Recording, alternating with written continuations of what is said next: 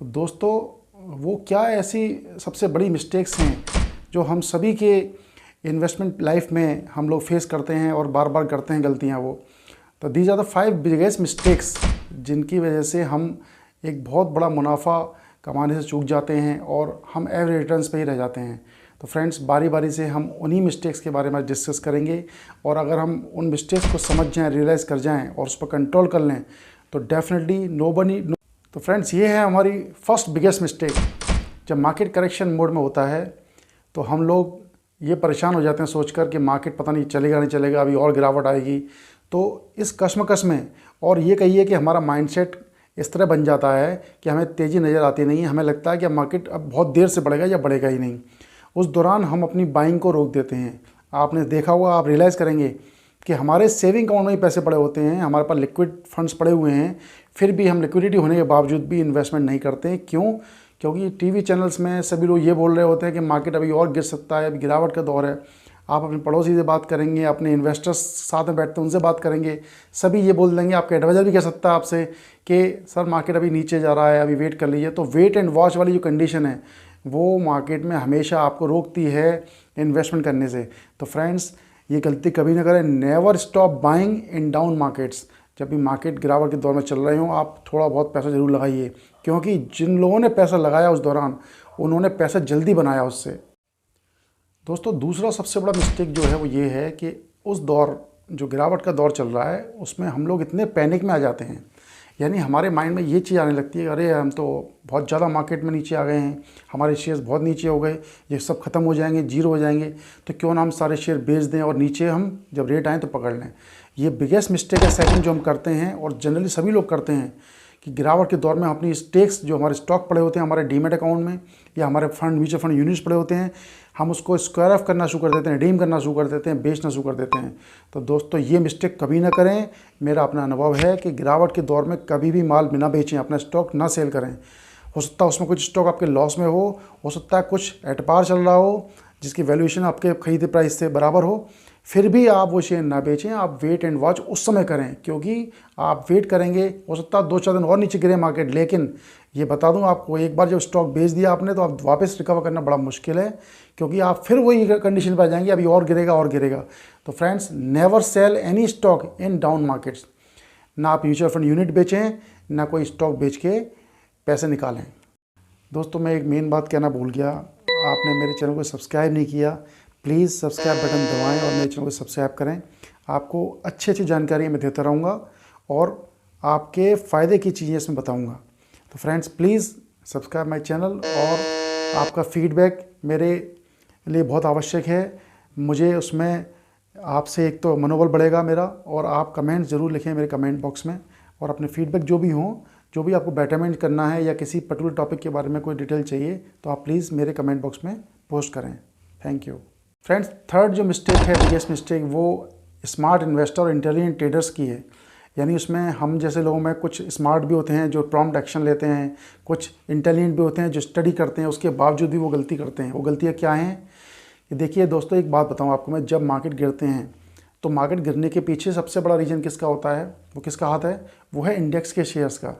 यानी इंडेक्स के शेयर्स में लार्ज कैप भी है, मिड कैप भी है, निफ्टी 50 है इंडेक्स, और BSE सेंसेक्स इंडेक्स है। उसमें जो भी स्टॉक्स हैं, या बैंक इंडेक्स है या IT इंडेक्स है, इन सभी में जो स्टॉक्स होते हैं वो मार्केट को एकदम से नीचे लाते हैं और फिर वापस रिकवर करते हैं। तो ट्रेडर्स की जो मेंटलिटी है वो ये होती है कि शॉर्ट टर्म में पैसे बनाने हैं। तो दोस्तों, ट्रेडर्स को तो लगाना चाहिए केवल उन्हीं स्टॉक्स में उस समय जो इंडेक्स के शेयर्स हैं, क्योंकि अगर मार्केट रिकवर हुआ तो सबसे पहले उन्हीं के शेयर के रेट्स बढ़ेंगे। वो गलती क्या करते हैं, वो ट्रेडर्स भी जो हैं उस समय छोटे शेयर छाटना शुरू कर देते हैं, स्मॉल कैप, और ऐसे शेयर्स जो काफ़ी समय से चले नहीं हैं, उनको लगता है कि अब चल जाएंगे। तो फ्रेंड्स, ये भी हो सकता है कि मार्केट जब सही चल रहा था वो शेयर चल रहे थे छोटे वाले, लेकिन जब गिरा मार्केट तो वहाँ से 10% 20% नीचे आ गए, अब आपको लगता है ये पलट जाएंगे। तो ऐसा नहीं होता है। जब मार्केट गिरावट के दौर पे आ जाता है और जब वापस बाउंस बैक करता है तो हमेशा इंडेक्स के शेयर्स पहले बढ़ते हैं। तो ट्रेडर्स, मैं आपसे बोल रहा हूँ, आप इंडेक्स के शेयर से लें, ना कि स्मॉल कैप। दूसरी तरफ बात करें इन्वेस्टर्स की, तो दोस्तों इन्वेस्टर्स का ये काम है कि उनको पैसा लगा के होल्ड करना है, साल 2 साल 3 साल। तो जो स्मार्ट इन्वेस्टर्स अपनी स्टडी करके बैठे हैं, इनके शेयर्स जो है अच्छी वैल्यूएशन पे आ गए हैं, यानी उसे कहते हैं वैल्यू पिक्स। तो आप उन शेयर्स को उस समय एक्यूमुलेट कर लीजिए, परचेज कर लीजिए। तो इन्वेस्टर्स के लिए स्मॉल कैप ज़्यादा बेनिफिशियल है और ट्रेडर्स के लिए इंडेक्स के शेयर्स ज़्यादा। तो ये गलती ना करें कि हम पता लगे इन्वेस्टर और ट्रेडर दोनों मिक्स होकर स्मॉल कैप पकड़ने लगे, या इन्वेस्टर जो है वो लार्ज कैप में ही केवल एंटर कर जाए और शॉर्ट टर्म में थोड़ा प्रॉफिट लेके फिर एग्जिट हो जाए, ऐसा ना हो। तो फ्रेंड्स, म्यूचुअल फंड इन्वेस्टमेंट की बात करें अगर तो उसमें दो बड़ी मिस्टेक्स इक्विटी मार्केट से रिलेटेड हैं। वो हम लोग क्या करते हैं, जब मार्केट करेक्शन मोड में होता है तो हमारी एसआईपी चल रही होती हैं, सिस्टमेटिक इन्वेस्टमेंट प्लान। ज़्यादातर एडवाइज़र या टीवी चैनल्स या सारे लोग ये कहते हैं कि आप कुछ समय के लिए एसआईपी पॉज कर दीजिए, स्टॉप कर दीजिए। मतलब कुछ ऐसे लोग हैं जो एडवाइस करेंगे, और हम में से ज़्यादातर लोग ये सोचते हैं कि यार मार्केट नीचे आ रहा है तो क्यों ना करें 3-4 महीने के लिए एसआईपी पॉज कर दें, जब मार्केट सेटल हो जाएगा, स्टेबल हो जाएगा तो फिर से स्टार्ट कर देंगे। तो ये हमारी बिगेस्ट मिस्टेक है म्यूचुअल फंड एसआईपी के लिए, कि जिस दौर में हमारी एसआईपी कंटिन्यूस रहनी चाहिए थी, उसमें टॉपअप होना चाहिए था और पैसे बढ़ने चाहिए थे इन्वेस्टमेंट के, हमने क्या किया, अपनी एसआईपी को पॉज कर दिया, इन्वेस्टमेंट को रोक दिया।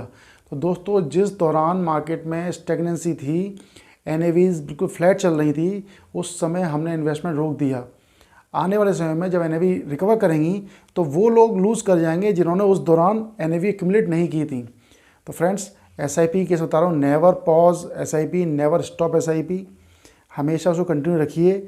और ऐसे गिरावट के दौर में जब मार्केट में करेक्शन होता है, नी जग रिएक्शन हुआ है, मार्केट करेक्शन एकदम से करेक्ट हुआ, उसमें थोड़ा सा अमाउंट आप लमसम के जरिए डाल दीजिए उन्हीं स्कीम्स में जिसमें एसआईपी चल रही हैं। Friends, keep watching my channel, और ये नए नए वीडियोज़ मैं आपके लिए डालता रहूँगा। आपसे एक रिक्वेस्ट ये है कि मेरे चैनल को सब्सक्राइब करिए और ज़्यादा से ज़्यादा कमेंट्स भेजना शुरू कीजिए, वीडियो को लाइक कीजिए आपको पसंद आया है, और अगर नहीं आया तो डिसलाइक भी कीजिए। आप मुझे फीडबैक दीजिए, मैं ताकि बेटरमेंट कर सकूँ। Thank you. और फिफ्थ और लार्जेस्ट बिगेस्ट मिस्टेक ये है कि हम गिरावट के समय में म्यूचुअल फंड यूनिट्स को रिडीम करना शुरू कर देते हैं, या फिर हम क्या कहते हैं, इन सारे इक्विटी फंड्स के यूनिट्स को हम लिक्विड में स्विच कर देते हैं, स्विचिंग कर देते हैं लिक्विड में। बिल्कुल उल्टा कर रहे हैं हम, जबकि हमें उस समय क्या करना चाहिए, जो लिक्विड फंड से पैसा पड़ा हुआ है उसको सिस्टमेटिक ट्रांसफ़र के थ्रू या स्विच के थ्रू इक्विटी स्कीम में लाना चाहिए, क्योंकि इक्विटी मार्केट ज़्यादा लंबे समय नीचे नहीं रहते हैं, वो वापस बाउंस बैक करते हैं। तो दोस्तों, 5वां पॉइंट वही है कि आप और हम मार्केट में पैनिक में आ जाते हैं और अपने जो यूनिट्स हैं उनको या तो लिक्विड ट्रांसफ़र कर देते हैं या रिडीम करना शुरू कर देते हैं। तो ऐसा कभी ना करें। Never liquidate our units in down markets, हमें उसमें एक्यूमुलेट करना चाहिए और फर्दर इन्वेस्टमेंट करना चाहिए। तो friends, keep watching my channel, और ये नए नए वीडियोज़ मैं आपके लिए डालता रहूँगा। आपसे एक रिक्वेस्ट ये है कि मेरे चैनल को सब्सक्राइब करिए और ज़्यादा से ज़्यादा कमेंट्स भेजना शुरू कीजिए, वीडियो को लाइक कीजिए आपको पसंद आया है, और अगर नहीं आया तो डिसलाइक भी कीजिए। आप मुझे फीडबैक दीजिए, मैं ताकि बेटरमेंट कर सकूँ। Thank you.